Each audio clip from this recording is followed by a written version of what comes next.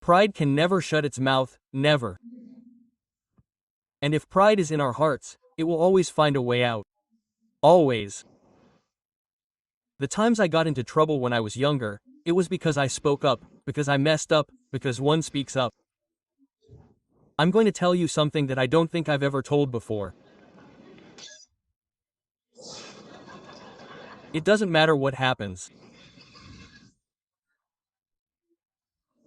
I was a young boy, I must have been, I don't know, 25, 26 years old, and for the first time, a group of Argentine businessmen invited me to tell my vision and see if they would raise money and help me. For me, this was crazy. Businessmen were coming to help me. They weren't big, yes, but they had their own small companies. The meeting was a dinner that was held in the garage of one of these businessmen. One of these wonderful men recently went to be with the Lord. So I went with an exultant heart because I was going to be able to talk about my dreams, my visions. It should have been easier to say, I want to preach to the youth. But the opportunity made me feel like I was wearing a colorful tunic. Some businessmen were going to listen to me. So I arrived at the meeting, sat at the table, and an Argentine barbecue was served, as is always appropriate when you are going to ask for money. Argentine barbecue is always appropriate. When you serve tacos and pupusas, you feel like giving nothing.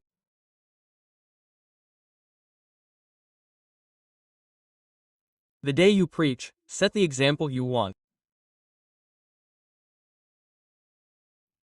And I realized that there was another man of God sitting at the table, Don Carlos Anacondia, a great friend, a tremendous man of God. There I learned a lesson that I am going to give you today for the same price. Never speak first, never. The businessmen say, we have two men of God here, two evangelists, Carlos Anacondia, the beloved renowned Carlos, and this young man Dante who is just starting out, whom we also want to support. Who is going to speak first today? If I could turn back time I would say Carlos. But when someone is arrogant, clumsy, imbecile, a scoundrel, one tries to speak quickly. So I said, well, if I can tell you what I want to do, go ahead. Well, I want to hold a meeting at the obelisk in the Plaza de la República in Buenos Aires, and I want to do something majestic that has never been seen before with a big stage. Of course, I am always like that, a splurge for dreams and big things. I mean, I want to put up screens, I want to put up, let's see if you can help me with this, it's my dream, 100,000 balloons so that at the moment when the Super Classico starts, the youth can release 100,000 balloons in the city and everyone can see the balloons. And not only that, I want to fly, ask for a budget from someone to fly a balloon. Balloon that says, Jesus Christ is life and can travel all the streets and go and fly and swarm between the buildings. I start talking about everything I want to do and the businessmen write it down. Well, now we're going to let Carlos Anacondia speak and Carlos says, I don't want balloons.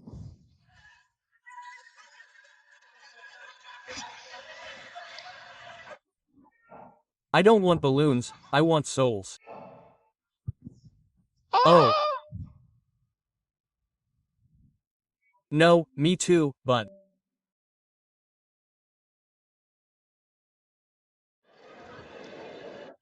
I want to preach the gospel. I don't need anything more than a platform and the power of God. Oh. I felt like Krusty, the clown. Carlos didn't say it to embarrass me. Carlos never really needed anything else. Nowadays we help him, we bless him. But back then I came away with a lesson that I learned through clumsiness. Don't talk, keep your mouth shut. Be humble, be simple, don't brag, don't spend on account, you don't have the money, you don't have balloons either, don't talk about balloons. But one of the reasons why pride keeps appearing is that we try to deal with the fruit instead of going to the root. So when you see pride in your life, you try to get out the pruning shears and say, I have to be a little careful with what I say, but if you don't deal with the root of pride, it's going to keep coming back and it's going to delay your destiny. What is the root of pride? It's called insecurity. Insecurity is the root of pride. If you know a proud person, you know an extremely insecure person who tries to mask their insecurity with big, pompous words, which is really insecurity. It's always insecurity. It's not just Freudian, it's biblical. The person who tells you, God is going to use me in an explosive way. I'm so anointed that I'll lay hands on myself and fall by myself. It's because they're insecure. They're so anointed that no one can pray to them. They pray to themselves and they get the shakes. Behind a proud person there's always a scared child. Always. Because pride is what people see, what comes out of their mouths. What we don't see is the insecurity in our hearts. Insecurity is the root of the problem. That's why we'll never be able to deal with pride unless we deal with our insecurity, because our own insecurity is the fuel that fuels our arrogant behavior. Insecurity makes us feel like we have to let everyone know who we are and what we've accomplished. But there's a flaw in that logic, because our accomplishments aren't what make us valuable. Our dreams don't define us. Our identity is that we're children of the King of Kings. That's who we are. That's who we are. Right? That's where we establish our identity, and when we are founded on the identity of Christ. Pride has no power. I don't know if you've noticed that the president, for example, of the United States doesn't have to tell people that he's the president in any speech. You can imagine the president walking into the room saying, "Hey, I'm the president, the commander-in-chief of the military, the leader of the free world." He knows he's the president, he doesn't have to tell anybody. Jesus didn't have to tell anybody who he was either because he knew exactly who he was. That's why he could wash feet. He said, "I know where I come from and I know where I'm going." When Satan tempted Jesus, the first thing he tried to do was create insecurity about his identity. If you're the Son of God, and he tries to tempt Jesus to prove something. And Jesus said, he could have said, yeah, of course, I won't let you. I'm the Son of God. Give me a minute, I'll do a couple of miracles for you, and you'll see who I am. Quote. Instead, Jesus set a beautiful example of confidence. He held on to the words of his Father. He said, "It is written." And all that God expects of us today is that we lean on him, that we lean on that truth. Jesus declared it in John chapter 15 verse 5, he said, "Apart from me you can do nothing." Nothing. I always say that I am a man without a trade or profession. Although I do television and I can write a book or two and give a talk, I know that without the anointing of God, it really is not false modesty. I am a clumsy boy. Well, not so much a boy anymore, but clumsy. I still look young, but I have found a very easy way to keep these truths of God's identity fresh. Spending time with God seems childish. Spending time with God. It is very easy to be humble when you are in the presence of a holy God.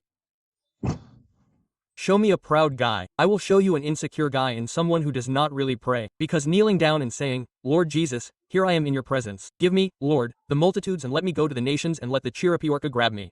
Quote, that is not praying. Praying is letting him examine you. The rest is going to propose dreams to the genie of the lamp. If you go in there in a place of prayer, it is very difficult to leave that meeting feeling proud if you let yourself be examined. My way of overcoming the pride of that boy I told you about, of this man I believe I am today, is not that I am now holier, it is that I learned to spend more time with God. Moses wanted to talk face to face with God, but he was not looking to fulfill his dream. He was looking for a relationship with God. He loved to see his face. Moses understood that the face of God was more important to his life than the dream of God. He already had a dream. Moses was the liberator from Egypt. However, he said, "Show me your face." Therefore, if you are not sure of your calling, I encourage you to seek not the dream, but the giver of the dream, to say, I want to meet with God. When one truly has an encounter with God, all nonsense and foolishness are gone. Why don't they mention me? Why didn't they tell me? But I wasn't there. But they should have thanked me. At least I didn't notice them applauding me. All that disappears when one is there, small, in the presence of God. We all know that we have to take the stairs one step at a time, but gosh, we insisted on the elevator. I remember one time we were having dinner with some friends on the patio of their house. In the middle of summer, they had a blue light and we could hear a constant buzzing in the darkness. I asked what that noise was. You told me, it's the sound of mosquitoes hitting the insect killer. The light attracts them, the guys fly toward the light and get electrocuted. Quote, there. The guys stayed. All night long the sound, hundreds of them toward the light, toward the light. You might think, hey, at some point the bugs are going to figure it out. I think they're going to look at the blue light. They're going to see a carpet of dead bodies of their impulsive relatives and say, something weird is going on here. Do you think some thoughtful mosquito is going to say, hey guys, stop for a minute?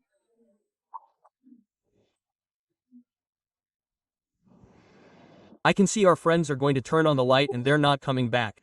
My wife went there about a half hour ago and she didn't come back. It was my mother-in-law.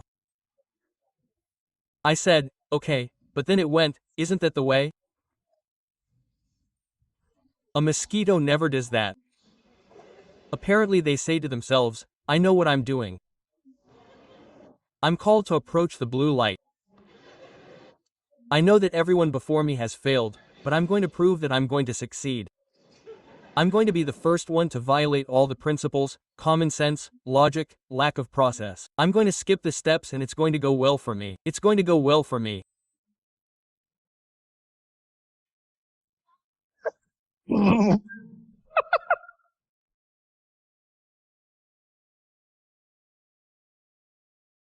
All night long, sound. Not one of them turned a blind eye. And sometimes I wonder if we're not like insects. We know that others have electrocuted us and we haven't. It's going well for me. Same thing. Look, God's process in Joseph varies from good news to bad news to good news to good news. What's life like? Nobody is happy 365 days. Nobody is happy 7 days a week. If somebody says, I'm happy all the time, that's schizophrenia. I'm always happy. That's schizophrenia. That's not real. But Jose's story goes from good to bad, from bad to good. It's like that story of the two friends who liked soccer and both got engaged. The story is well known that whoever dies first has to return in a vision or in a dream to inform the other if there's soccer in heaven or not. It's something Kevin always asks me. Is there soccer in heaven? Well, you're not sure if you should go if there's no soccer. One of the guys dies and appears in a vision to the other and says, the good news is that soccer is played. The bad news is that next Sunday you play goalie. Quote, quote. Look at the delay. There's always a satellite. You think everyone is laughing at the same time. There's always a satellite. And Joseph's process is like those stories where at times you don't know whether to be happy or to start crying. There's a story about a bride who tells her fiancé, I have something to confess to you, but I'm not sure if it's good or bad. And the young man says, look, if confession has some good in it, how bad can it be? Well, I want to tell you that you are a better kisser than all your friends. It was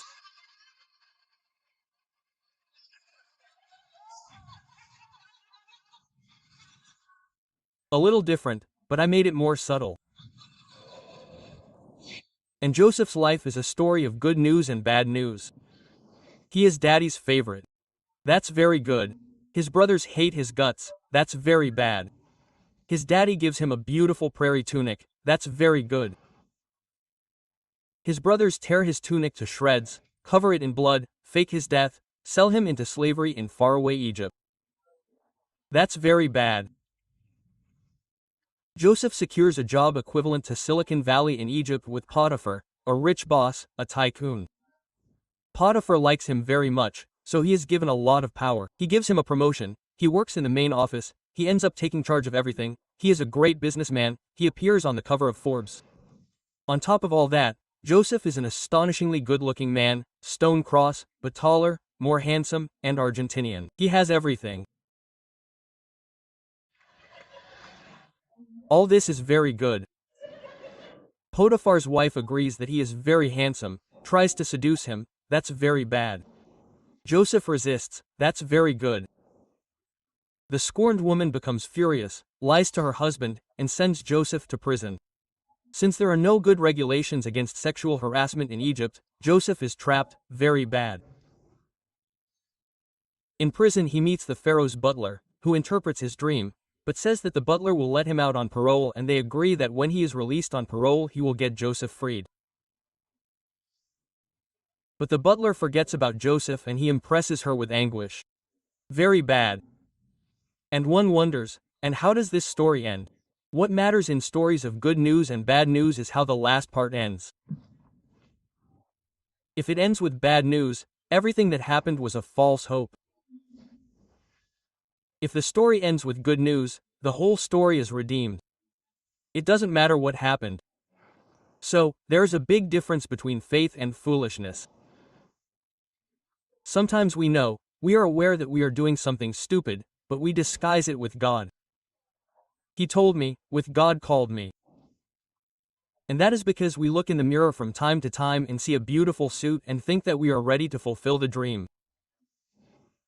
And we forget that stupidity also wears Prada, that stupidity comes at 40, 50, 60, 80. Stupidity has no limits and it does not respect age, much less academic levels. The Lord did not send Joseph to be sold into slavery or even to go to prison just because. He was with him. Continually in the scriptures, if you read the story, you will say, and God was with Joseph. Joseph was saturated with meaning and purpose. Over and over again it says, and God was with Joseph in prison, in Potiphar's house, at the well, in the cistern. Joseph had to learn to live without the tunic. When he understood what it was like to live without the tunic, he was then able to fulfill his dream, achieve prophecy, and rise to the throne. He ended up being governor of Egypt, the second richest and most powerful man in the world, and he probably had hundreds of Prada tunics in his closet. When did he become powerful? God restored what he had lost to him, 100%. When Joseph recovered something much more important than clothes, than a tunic, when he recovered his relationship with his father. For years he hadn't heard from his earthly father, he wasn't even sure that he was alive. But after Joseph allowed himself to be processed, he restored his relationship with his father and recovered what he had lost. So today I want us to be thankful for the season that we have to live without the tunic of colors, because it means that God has a purpose. I want you to remember that. If things are getting ugly, it's because God has a purpose. Purpose. What should terrify you the most is that you live a superficial, beachy life that says, I'm doing well. I don't have big problems.